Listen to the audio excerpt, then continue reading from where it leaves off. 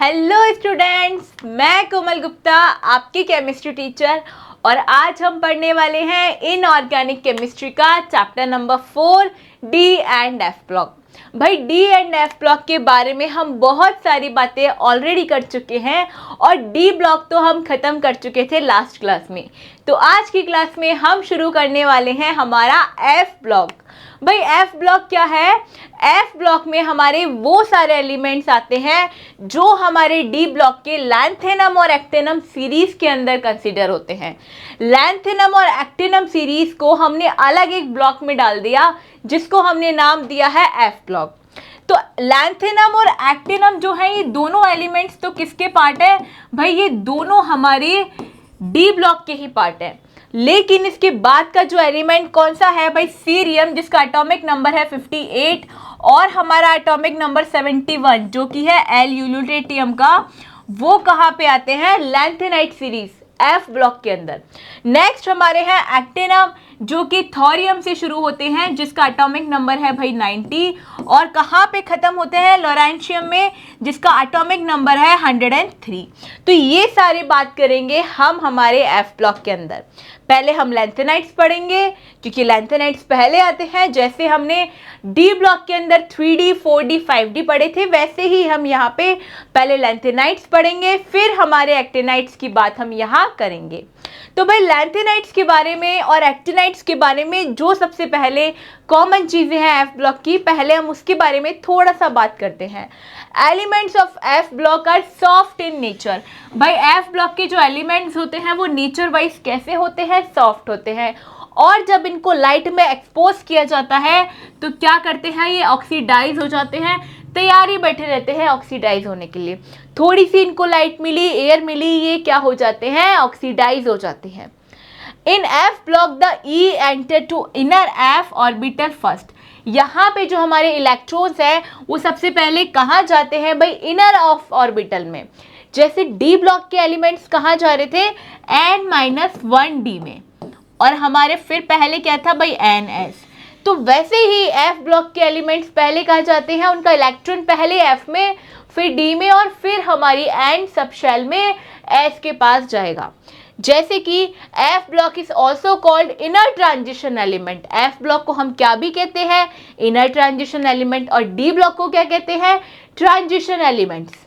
और ये inner transition elements क्योंकि भाई n-1 से अंदर वाली जो शेल होगी n-2 में यहाँ इलेक्ट्रॉन जाएगा। और एंटी पेनल्टीमेट एनर्जी शेल, और क्या भी बोलते हैं? Anti penultimate energy shell.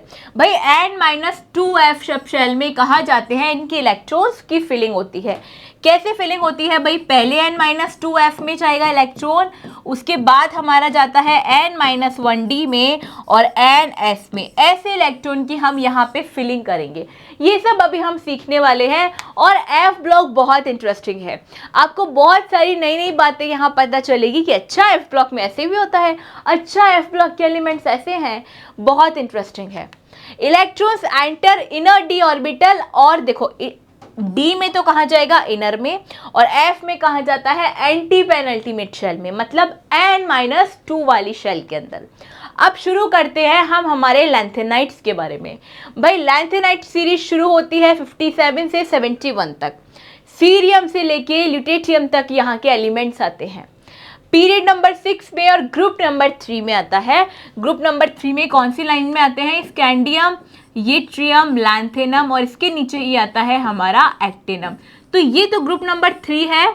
और देखो पीरियड कौन सा है? ये है पीरियड 3, 4, 5 एंड पीरियड नंबर 6, और ये पीरियड नंबर 7।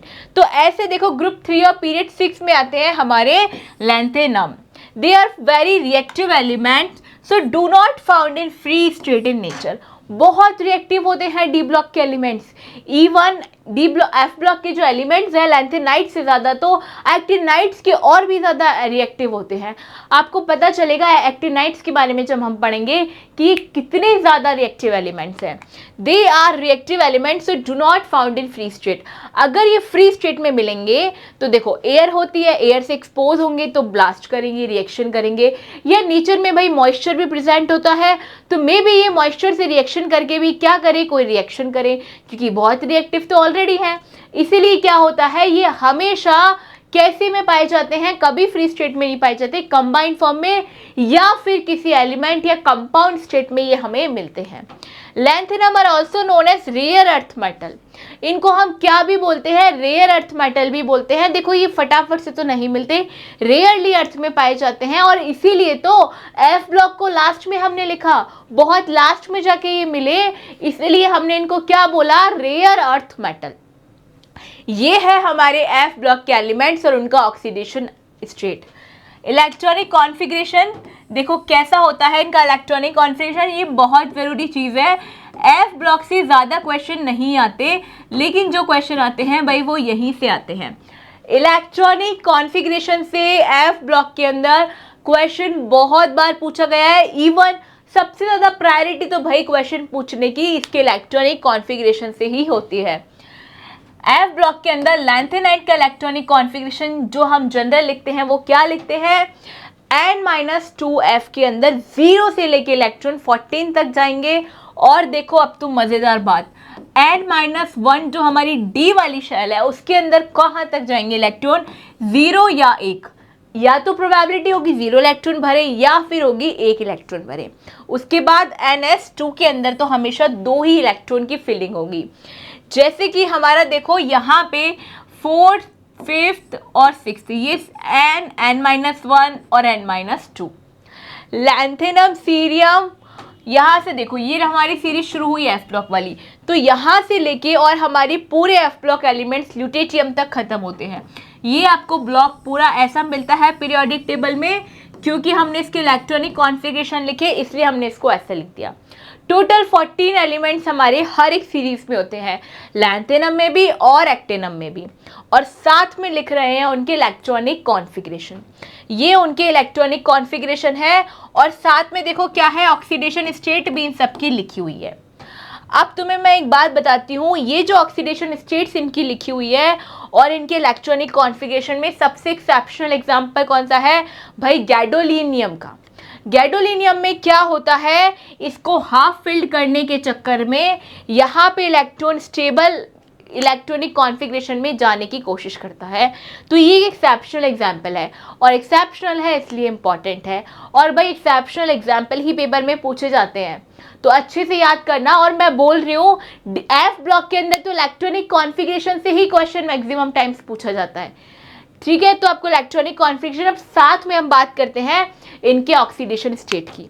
देखो हर एक के पास आपको +3 ऑक्सीडेशन स्टेट तो मिल ही जाएगी। ये देखो हर किसी के पास +3 ऑक्सीडेशन स्टेट तो मिल जाएगी।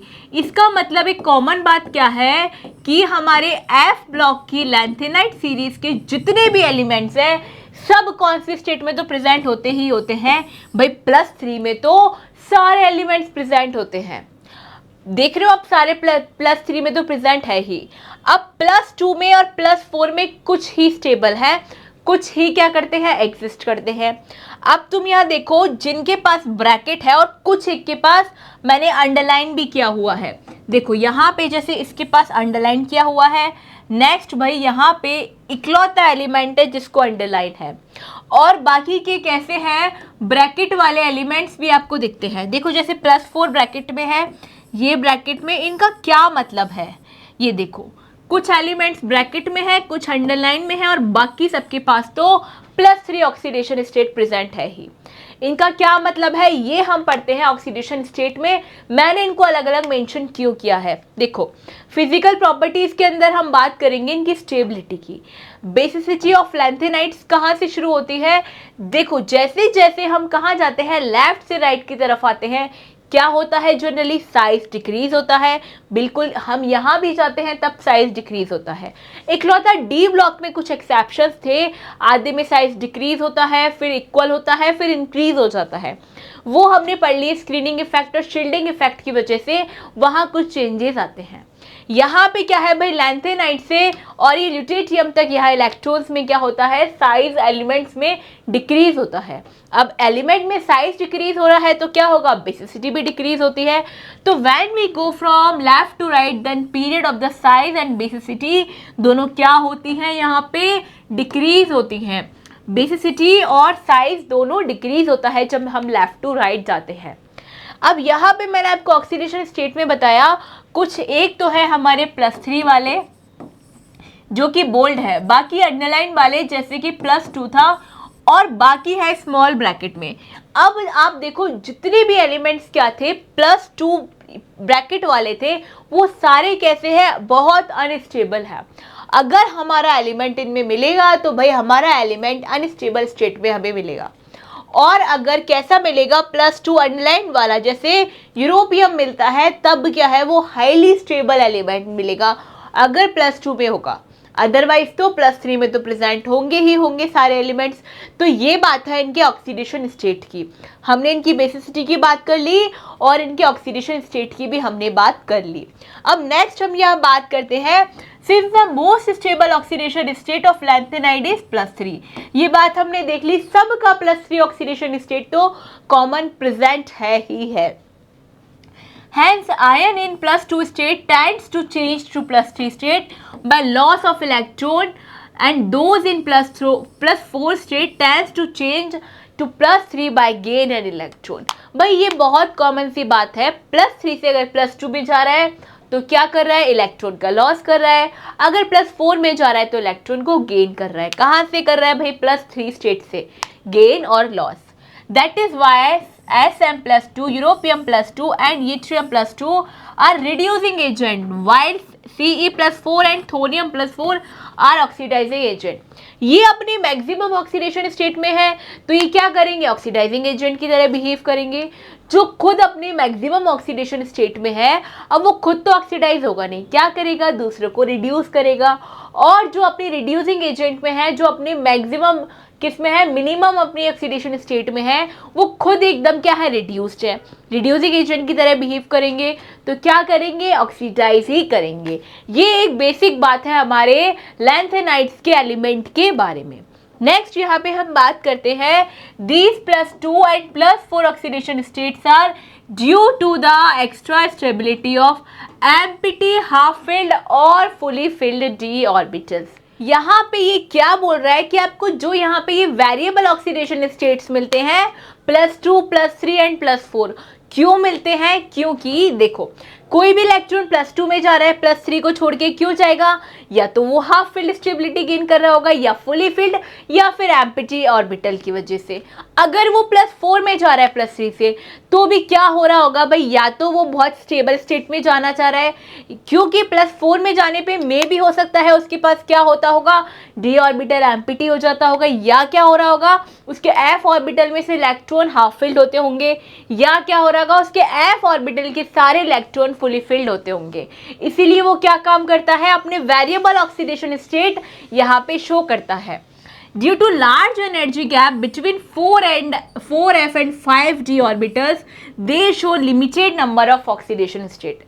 देखो हमने डी ब्लॉक में देखा था +2 से लेके +7 तक इतना वेरिएबल ऑक्सीडेशन स्टेट हमारे एलिमेंट्स दिखाते थे, लेकिन यहाँ पे क्या है भाई, +2, +3 और +4, सिर्फ 3 ही है। ये क्यों है, क्योंकि यहाँ पे भाई 5d और 4f के बीच में गैप ज़्यादा है। अब अगर एलिमेंट्स के अंदर गैप ज़्यादा है, उनके ऑर्बिटल्स के अंदर गैप ज़्यादा है, तो इलेक्ट्रॉन ट्रांजिट कैसे करेगा। अब अगर इलेक्ट्रॉन ट्रांजिट ही नहीं कर पाएगा अपने एनर्जी के डिस्ट्रीब्यूटर, अब क्योंकि यहाँ पे एनर्जी गैप ज़्यादा है तो क्या होगा, एलिमेंट अपने क्या होगा, अपनी स्टेट में जा ही नहीं पाएगा। वहाँ पे गैप ज़्यादा है जिसकी वजह से क्या होता है भाई, वहाँ पे एलिमेंट जो है 5d से 4f में जंप नहीं कर पाता, या हम ये बोले 4f से 5d में जंप नहीं कर पाता, जिसकी वजह से वो बार बार में अपनी वेरिएबल ऑक्सीडेशन स्टेट शो ही करने में क्या होता है, अनसक्सेसफुल रह जाता है। नेक्स्ट हम यहाँ पे बात करते हैं कुछ बातों की, कुछ एलिमेंट्स की। Samarium Sm is steel hard. ये कैसा एलिमेंट है भाई, स्टील हार्ड होता है, जबकि हमने क्या बात पढ़ी थी, F ब्लॉक के एलिमेंट्स तो कैसे होते हैं, soft in nature. Most unpaired electron is present. यहाँ पे क्या होता है, बहुत ज़्यादा अमाउंट में अनपेयर्ड इलेक्ट्रॉन प्रेजेंट होते हैं। अब अनपेयर्ड इलेक्ट्रॉन प्रेजेंट होते हैं, इसकी वजह से ये हार्ड क्यों हुआ, क्योंकि भाई जितने अनपेयर्ड इलेक्ट्रॉन है उतनी ज़्यादा बॉन्डिंग यहाँ पे हो गई, तो क्या होगा भाई, बॉन्डिंग ज़्यादा हो गई तो उसको तोड़ना मुश्किल हो जाएगा, इसलिए वो एलिमेंट कैसा हो गया, हार्ड एलिमेंट हुआ।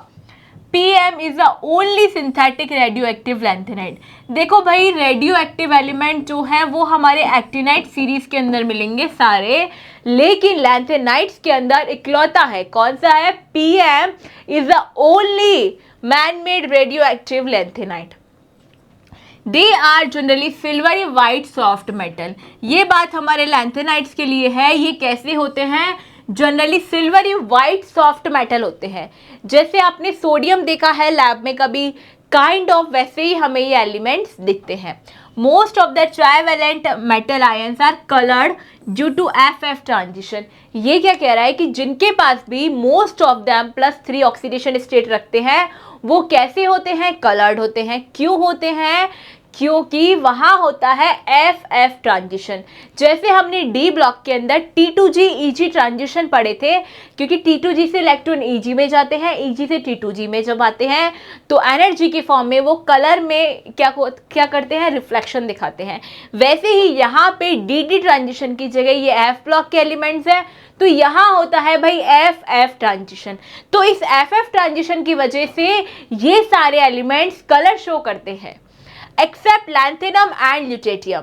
अब ये बात बहुत इंपॉर्टेंट है, क्योंकि भाई लैंथेनम और ल्यूटेटियम ये दोनों क्या है, ये दोनों एलिमेंट ऐसे हैं जिनके पास कोई भी इलेक्ट्रॉन नहीं है और या फिर सारे इलेक्ट्रॉन फुली फिल्ड है। जैसे मैं आपको एक बात बताती हूँ, हमने जब डी ब्लॉक पढ़ा था तो हमने क्या देखा, स्कैंडियम, यट्रियम, लैंथेनम और एक्टिनम, ठीक है। यहाँ पे हमारा 21 और 30th एलिमेंट कौन सा था भाई, जिंक, कैडमियम एंड मरकरी। ये सारे एलिमेंट्स जो है फुली फिल्ड है और वो सारों के पास एक एक इलेक्ट्रॉन है अपनी डी एलिमेंट में, डी ब्लॉक के अंदर। तो ये भी क्या है, कलरलेस थे, क्योंकि ये ट्रांजिशन नहीं कर सकते, फुली फिल्ड है, कहाँ ट्रांजिट करेंगे अपने एलिमेंट को, अपने इलेक्ट्रॉन को, और फुली फिल्ड है तो स्टेबल भी बहुत है। अनस्टेबिलिटी क्यों चाहेंगे जब इलेक्ट्रॉन को कम करके, और वहाँ पे भाई एक इलेक्ट्रॉन था उनके डी ब्लॉक में, तो वहाँ क्या होता है, जैसे ही ये अपना स्टेट खोते हैं, एक इलेक्ट्रॉन डोनेट करते हैं, उतने में इनके डी ब्लॉक एलिमेंट्स खत्म हो जाते हैं। अब इलेक्ट्रॉन्स खत्म हो गए तो कलर कैसे शो करेंगे, इसकी वजह से scandium, yttrium, lanthanum and actinium they are colourless, और साथ में जिंक, कैडमियम एंड मरकरी ये भी कलरलेस थे। तो जैसे हमारे जिंक, कैडमियम, मरकरी कलरलेस है, वैसे ही यहाँ पे क्या है भाई, ल्यूटेटियम भी कलरलेस कंपाउंड होता है। ऑल आर पैरामैग्नेटिक, और सारे कैसे होते हैं, पैरामैग्नेटिक होते हैं, सबके पास अनपेयर्ड इलेक्ट्रॉन प्रेजेंट होते हैं। That's why every element have unpaired electron and colour electron, and that's why they are paramagnetic in nature. Next अब यहाँ पे बात करते हैं हम एटॉमिक रेडियस की।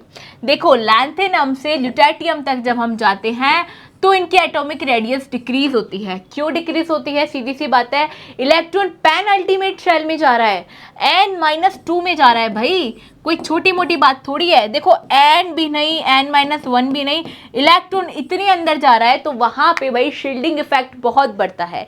शील्डिंग इफेक्ट बढ़ता जा रहा है n-2 वाली शेल में, तो साइज तो अपने आप छोटा होगा। तो due to the shielding effect lanthanum से ल्यूटेटियम पे जाने में यहाँ क्या होता है, साइज डिक्रीज होता जाता है। एटॉमिक रेडियस का कॉन्सेप्ट समझ में आ गया, कलर का कॉन्सेप्ट हमने देख लिया, they all are soft in nature except samarium is still hard due to the present of maximum unpaired electron. अब यहाँ पे इनकी रिएक्टिविटी की बात करते हैं। ये देखो इतनी से ही एलिमेंट्स है जिनकी रिएक्टिविटी सीखनी है और बहुत सिंपल है, मैं आपको बताती हूँ। देखो एसिड और बेस, इनके साथ जब भी हमारा लैंथेनम का कोई भी लैंथेनाइड रिएक्ट करेगा, हाइड्रोजन गैस लिबरेट हो जाएगी। देखो हाइड्रोजन गैस लिबरेट हो गई एसिड और बेस के साथ। अगर वाटर के साथ रिएक्शन होगी, क्या बनाएगा भाई, ऑक्साइड बनाएगा, हाइड्रोक्साइड बनाएगा। लैंथेनम के पास कौन सा चार्ज होता है, देखो +3 होता है जनरली। Ln+3 के साथ OH-1 रिएक्ट करेगा तो क्या बनेगा, ऑब्वियस ही बात है LnOH3 बनेगा, और साथ में हाइड्रोजन गैस लिबरेट होगी। अब बहुत सिंपल है, देखो नाइट्रोजन के साथ रिएक्ट करेगा, नाइट्रोजन के पास कौन सा चार्ज होता है, -3। लैंथेनम के पास कौन सा होता है, +3, क्या बनेगा, Ln। कार्बन के पास क्या होता है, +4, लैंथेनम के पास क्या होता है, +3, तो इसका -4 भी होता है, तो कार्बन का -4 और लैंथेनम का +3, Ln4C3। ऑक्सीजन के पास क्या होता है -2, लैंथेनम के पास क्या होता है +3। तो बहुत सिंपल है, यहाँ पे बस इतनी सी रिएक्टिविटी दिखाते हैं हमारे लैंथेनाइड्स। मतलब जो हमें पढ़नी है वो तो यही है काम की। हमने पढ़ लिया एसिड और बेस के साथ तो हाइड्रोजन गैस लिबरेट होगी, वाटर के साथ हाइड्रोक्साइड बनाएंगी, नाइट्रोजन के साथ Ln बनेगा, और हमारी किसके साथ, कार्बन के साथ Ln4C3 बनेगा, और ऑक्सीजन के साथ Ln2O3 बनेगा। ये लैंथेनाइड्स की रिएक्टिविटी खत्म। यूज क्या है लैंथेनाइड्स के? They generally used as alloys. कहाँ यूज करते हैं इनको? एलॉयज में, हाइब्रिड एलिमेंट्स बनाने के लिए, हाइब्रिड मेटल्स बनाने के लिए। Most common alloy is misch metal. ये बात याद रखना भाई, सबसे ज्यादा कॉमन एलॉय कौन सा है? Misch metal. ऑब्जेक्टिव में, पेपर में क्वेश्चन आ सकता है, most common alloy of F block element is misch metal. used in making flints for lighter and in making of bullets and shells। कहाँ कहाँ यूज होता है? लाइटर के फ्लिंट्स बनाने में और बुलेट्स और शेल्स बनाने में। हार्ड मेटल्स है ना, बुलेट्स बनाना भी, जो हमारी गन के साथ बुलेट्स होती है वो, और शेल्स भी कैसी होती है? हार्ड। इन सब के फॉर्मेशन में हमारा लैंथेनाइट यूज होता है। तो ये सारी बात हमारी लैंथेनाइट्स की खत्म हुई, और अब शुरू करते हैं हम हमारा एक्टिनाइट। और भाई अब सोचो, पूरा पीरियोडिक टेबल पढ़ लिया हमने, डी ब्लॉक और अब एफ ब्लॉक, और एफ ब्लॉक का भी last part actinide series. Actinide series जो है कहाँ से शुरू होती है भाई? थोरियम से शुरू होती है 90, जिसका एटॉमिक नंबर है, और कहाँ खत्म होती है? लोरेंशियम पे, जिसका एटॉमिक नंबर है 103। इनका जनरल इलेक्ट्रॉनिक कॉन्फ़िगरेशन क्या होता है? NF1 to 14, ND0 to 1 and NS2, N-2, N-1 and NS2। इनका भी मोस्ट कॉमन ऑक्सीडेशन स्टेट क्या होता है? +3 होता है। अभी हम देखेंगे इसको। देखो ये हमारी क्या है? पूरी के पूरी एक्टिनाइट सीरीज। अब एक्टिनाइट सीरीज में तुम देखो, इनका ऑक्सीडेशन स्टेट सबका क्या है? +3 है, +4 में भी है। ये थोड़े क्या है, ज़्यादा अपने ऑक्सीडेशन स्टेट दिखाते हैं, जबकि लैंथेनाइट्स नहीं दिखा रहे थे, +2, +3 एंड +4 ओनली। ये कहाँ से देते हैं? +2 से लेके +7 तक ये भी अपनी ऑक्सीडेशन स्टेट्स दिखाते हैं, वेरिएबल ऑक्सीडेशन स्टेट्स दिखाते हैं। अब यहाँ देखो एक एलिमेंट है भाई, मेंडलीव। मेंडलीवियम जो एलिमेंट है ये किस लिए दिया गया था? क्योंकि हमारी मॉडर्न पीरियोडिक टेबल किसने डिस्कवर करी थी? मेंडलीव ने। तो उनके रिस्पेक्ट में हमने इस एलिमेंट का नाम रख दिया मेंडलीवियम। और बाकी तो तुम सारे एलिमेंट्स को पढ़ ही लेना। ये है हमारे सारे एफ ब्लॉक के एलिमेंट्स और एक्टिनाइट सीरीज के एलिमेंट। ये इनके जनरल इलेक्ट्रॉनिक कॉन्फ़िगरेशन और ये इनके ऑक्सीडेशन स्टेट। अब ऑक्सीडेशन स्टेट के बारे में हम थोड़ी बात करते हैं। इनका मोस्ट कॉमन ऑक्सीडेशन स्टेट क्या होता है? +3। अब फिजिकल प्रॉपर्टी में सबसे पहला पॉइंट क्या है? देखो, also known as trans uranium metal. Trans uranium metal भी हम इनको बोलते हैं। बहुत बहुत इंपॉर्टेंट लाइन है, कंफ्यूजन नहीं होना। एफ ब्लॉक एलिमेंट्स को ट्रांस यूरेनियम एलिमेंट्स नहीं बोलते, किसको बोलते हैं? ओनली एक्टिनाइट सीरीज को। लैंथेनाइट और एक्टिनाइट सीरीज दोनों हमारे पास है, पर एक्टिनाइट सीरीज को ही हम क्या बोलते हैं? Trans uranium elements. क्यों बोलते हैं? क्योंकि these all are human made. और देखो कहाँ से बोलते हैं, यहाँ पे एक एलिमेंट तुम्हें दिखेगा यूरेनियम। इस यूरेनियम से लेके और नीचे के जितने भी एलिमेंट्स हैं सारे कैसे हैं? हमारे पास रेडियो एक्टिव एलिमेंट्स है, सारे मैनमेड एलिमेंट्स हैं। इसीलिए हम इनको क्या बोलते हैं? Trans uranium elements. याद रहेगा, एफ ब्लॉक के एलिमेंट्स को नहीं बोलते, ओनली एक्टिनम सीरीज को। Actinoid contraction is greater than lanthanoid contraction due to poor shielding effect of 5f electron। ये क्या कह रहा है भाई? एक्टिनोइड कॉन्ट्रैक्शन जो होता है वो ग्रेटर होता है किस कॉन्ट्रैक्शन से? लैंथेनाइड कॉन्ट्रैक्शन से। जिसकी वजह से क्यों होता है? पुअर शील्डिंग इफेक्ट होता है यहाँ पे। अब इसी की वजह से क्या है, इनके जो साइज है और इनके साइज अप्रॉक्सीमेटली सेम होते हैं। दे आर कलर्ड होते हैं, सारे अनपेयर्ड इलेक्ट्रॉन प्रेजेंट होते हैं, और पैरामैग्नेटिक भी होंगे। अगर कलर्ड होंगे, अनपेयर्ड इलेक्ट्रॉन प्रेजेंट होंगे तो कलर्ड भी होंगे और पैरामैग्नेटिक भी होंगे। एटॉमिक रेडियस की बात करते हैं। एटॉमिक रेडियस क्या होता है? जैसे जैसे हम लेफ्ट टू राइट जाते हैं इनका भी एटॉमिक रेडियस डिक्रीज होता है। वही same reason, due to the more shielding effect of N-2f subshell. Same ही रीजन है जो हमारे DF ब्लॉक के अंदर था, लैंथेनाइड्स के अंदर था, वैसे ही एक्टिनाइड के अंदर N-2F सबशेल के अंदर इलेक्ट्रॉन फिल होता है, जिसकी वजह से भाई इनका शील्डिंग इफेक्ट जो है बहुत ज़्यादा बढ़ जाता है। देखो F ब्लॉक से जो क्वेश्चन आता है ना एक्टिनाइड सीरीज से, इलेक्ट्रॉनिक कॉन्फ़िगरेशन आएगा या फिर क्या आएगा, इन्हें हम क्या बोलते हैं, ट्रांस यूरेनियम एलिमेंट्स। कहाँ से कहाँ तक भाई, यूरेनियम से लेके लास्ट लॉरेंशियम तक हम इनको क्या बोलते हैं, ट्रांस यूरेनियम एलिमेंट। ऐसे ही क्वेश्चन आएंगे। एक्टिनाइड सीरीज में ज़्यादा कुछ पढ़ने जैसा नहीं है। या फिर क्या होता है, एक्टिनाइड सीरीज से और लैंथेनाइड सीरीज में डिफरेंस पूछते हैं या इनकी सिमिलैरिटीज। बस एक्टिनाइड सीरीज से कोई क्वेश्चन ज़्यादा नहीं आता या हार्डली क्वेश्चन और पूछा जाता है। क्या है, radii contraction for AC is more than lanthanum. क्यों होता है, ये कह रहा है भाई एक्टिनाइड सीरीज का जो रेडियाई कॉन्ट्रैक्शन होता है वो ज़्यादा होता है लैंथेनाइड के कंपैरिजन में। क्यों होता है, हमने अभी अभी पढ़ा था, लैंथेनाइड कॉन्ट्रैक्शन कम होता है कंपैरेटिव टू एक्टिनाइड कॉन्ट्रैक्शन की वजह से, और जिसकी वजह से ही इनका साइज डिफरेंस होता है। 5f orbital are more diffused than 4f orbital. Due to this, 5f has less shielding effect than the 4f orbitals. ये क्या बोल रहा है, जो हमारा 5f ऑर्बिटल होता है उसके अंदर डिफ्यूजन कम होता है। देखो डिफ्यूजन क्या होता है, जैसे हम s ऑर्बिटल में तो डिफ्यूजन होता ही नहीं है, p ऑर्बिटल के अंदर ऑर्बिटल्स कैसे होते हैं, डम्बल शेप में, d में डबल डम्बल में, वैसे ही हमारे f में जो ऑर्बिटल का साइज होता है, शेप होता है, उसमें डिफ्यूजन की बात हम करते हैं।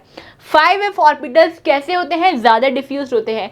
जितना ज़्यादा साइज होगा उसका डिफ्यूजन उतना ही ज़्यादा बढ़ जाएगा, जिसकी वजह से ही क्या होता है, रेडियाई कॉन्ट्रैक्शन AC के अंदर, एक्टिनाइड्स के अंदर ज़्यादा होता है कंपैरेटिव टू हमारे लैंथेनाइड कॉन्ट्रैक्शन के। ये बात समझ में आ गई। ऐसे ही क्वेश्चन पूछे जाएंगे एक्टिनाइड में। क्वेश्चन यहाँ से बनते ही नहीं है, लिमिटेड क्वेश्चन बनते हैं। नेक्स्ट यहाँ पे एप्लीकेशन पढ़ते हैं। They are used in atomic reactant and treatment in cancer. Atomic reactors के अंदर भी यूज़ करते हैं। देखो एटॉमिक रिएक्टर के अंदर ओनली रेडियो एक्टिव एलिमेंट्स भरे जाते हैं, और एक्टिनाइड्स के तो मैक्सिमम एलिमेंट्स कैसे हैं भाई, सारे के सारे रेडियो एक्टिव हैं। ट्रीटमेंट ऑफ कैंसर में जो कीमोथेरेपीज होती हैं वहाँ पे डाली जाती हैं हार्मफुल रेज, और वो हार्मफुल रेज एक्टिनाइड सीरीज की ही होती है, क्योंकि रेडियो एक्टिव रेज डालते हैं वहाँ पे। Uranium and PU is used as fuel in nuclear reactor. देखो न्यूक्लियर रिएक्टर के बारे में सब जानते हैं, वहाँ पे एज अ फ्यूल कौन सा यूज करते हैं हम, यूरेनियम या PU को। अब पढ़ते हैं हम लैंथेनाइड्स और एक्टिनाइड्स, इन दोनों के बीच में कंपैरिजन। पहले सिमिलैरिटी देखते हैं और फिर हम देखेंगे इनके डिफरेंसेस। भाई इनकी सिमिलैरिटीज क्या है, both lanthanides and actinides involved in the filling of f orbitals, so they show similarities in many respects। क्या है, ये बोल रहा है भाई दोनों में f ऑर्बिटल इन्वॉल्व होता है इलेक्ट्रॉन फिलिंग में, इसकी वजह से ये बहुत सारी सिमिलैरिटीज दिखाते हैं। पहली सिमिलैरिटी क्या है, इन दोनों का मोस्ट कॉमन ऑक्सीडेशन स्टेट कौन सा मिलता है, +3। The most common oxidation state is +3 for both lanthanides and actinides. Lanthanide और एक्टिनाइड दोनों के लिए हमने देख लिया मोस्ट कॉमन ऑक्सीडेशन स्टेट कौन सा मिल रहा था हमें, +3। नेक्स्ट क्या बात है, both are electropositive and very reactive. We are बहुत रिएक्टिव होते हैं, जिसकी वजह से लैंथेनाइड को कभी भी फ्री फॉर्म में नहीं मिलते, और एक्टिनाइड्स तो रेडियो एक्टिव होते हैं, तो वैसे ही इनकी रिएक्टिविटी बहुत ज़्यादा होती है। Both exhibit magnetic and spectral properties, दोनों में मैग्नेटिक प्रॉपर्टीज़ होती है और स्पेक्ट्रल प्रॉपर्टीज़ भी होती है। Actinide exhibit actinide contraction just like lanthanide. ये क्या बोल रहा है भाई, जैसे आपकी लैंथेनाइड में लैंथेनाइड कॉन्ट्रैक्शन मिलता है, वैसे ही हमारे एक्टिनाइड्स के अंदर एक्टिनाइड कॉन्ट्रैक्शन मिलता है। तो ये सारी चार इन दोनों के बीच में सिमिलैरिटीज है। अब बचा है लास्ट टॉपिक, लैंथेनाइड और एक्टिनाइड बीच में डिफरेंसेस। इन दोनों की डिफरेंसेस क्या क्या होते हैं, देखो लैंथेनाइड में beside of 3 oxidation state they also show +3 oxidation and +4 oxidation state. ये क्या बोल रहा है भाई, लैंथेनाइड में +3 के साथ साथ +2 और +4 भी मिलते हैं, जबकि यहाँ पे भाई हमने देखा +2 से लेके +5 तक ऑक्सीडेशन स्टेट हमें मिल रहे थे एक्टिनाइड सीरीज में। इसका मतलब फर्स्ट डिफरेंस क्या हुआ, +3 बात जो है वो तो कॉमन के लिए है, और +2 +4 यहाँ पे जो मिलते हैं, और यहाँ पे +2 से +7 तक जो वेरिएबल ऑक्सीडेशन हमें मिल रहे थे वो सब क्या हुए इनके डिफरेंसेस में। Most of their ions are colourless. इसमें कैसे मिलते हैं? कलरलेस। जबकि यहाँ पे सारे के सारे आयंस कैसे होते हैं? कलर्ड प्रेजेंट होते हैं। They have less tendency towards complex formation. ये कह रहा है यहाँ पे इनकी कॉम्प्लेक्स फॉर्मेशन की टेंडेंसी कम होती है, जबकि they have greater tendency towards complex formation due two variable oxidation state. देखो डी ब्लॉक में भी क्या थी? कॉम्प्लेक्स फॉर्म करने की टेंडेंसी ज़्यादा थी। क्यों थी? क्योंकि वहाँ पे वेरिएबल ऑक्सीडेशन स्टेट्स दिखाते हैं। अब वेरिएबल ऑक्सीडेशन स्टेट दिखाते हैं जिसकी वजह से वो हर सिचुएशन में क्या होते हैं? कंफर्टेबल हो जाते हैं और क्या बना लेते हैं? कॉम्प्लेक्सेस। वैसे ही यहाँ पे भी ये वेरिएबल ऑक्सीडेशन स्टेट दिखाते हैं, तो वेरिएबल ऑक्सीडेशन स्टेट दिखाएंगे तो कॉम्प्लेक्स भी ईजिली फॉर्म करेंगे। Lanthanide oxides and hydroxides are less basic.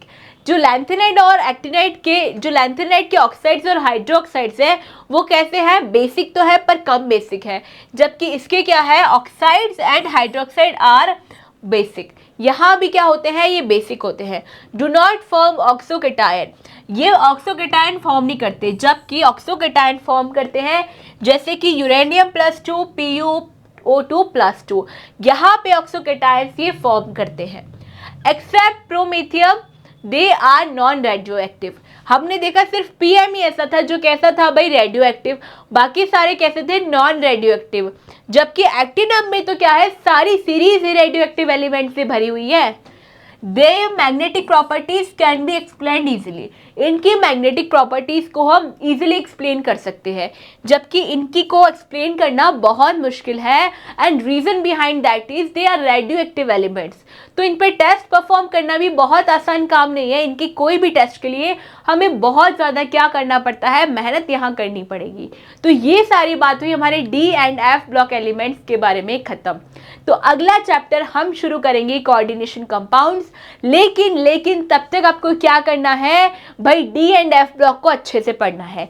जो चैप्टर जब खत्म होता है उसके नोट्स वहीं कंप्लीट करो, वहीं उसको पढ़ो और वहीं चैप्टर को खत्म कर दो, जिससे क्या है? बर्डन बहुत ज़्यादा नहीं होगा। अब देखो केमिस्ट्री का सिलेबस, जहाँ कभी किसी ज़माने में आपके पास 16 चैप्टर हुआ करते थे और अभी कितने हैं? ओनली एंड ओनली 10 चैप्टर्स, जिसमें भी देखो 3 तो आपके पास फिजिकल केमिस्ट्री के हैं, 2 इनऑर्गेनिक केमिस्ट्री के हैं और सिर्फ आपके पास 6 to 10 ये चैप्टर है ऑर्गेनिक केमिस्ट्री के। अब देखो हमारा ये वाला पार्ट कंप्लीट है, ये वाला पार्ट कंप्लीट है और ये भी कंप्लीट है।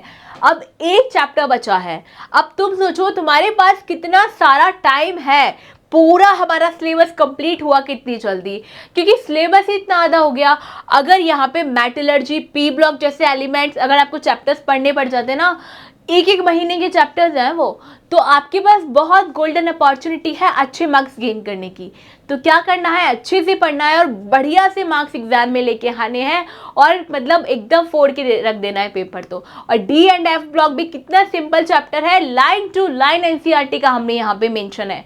एनसीईआरटी में डी ब्लॉक थोड़ी सी रिएक्शंस कॉम्प्लिकेट लगती है, लेकिन यहाँ पे बहुत इजीली आपको क्या है? सबको लिख के दिया है, तो इजीली आपको पढ़ लेनी है और क्या करना है? एग्जाम में छाप के आ जानी है। And that's it. तो पढ़ते रहिए, हंसते रहिए। Thank you.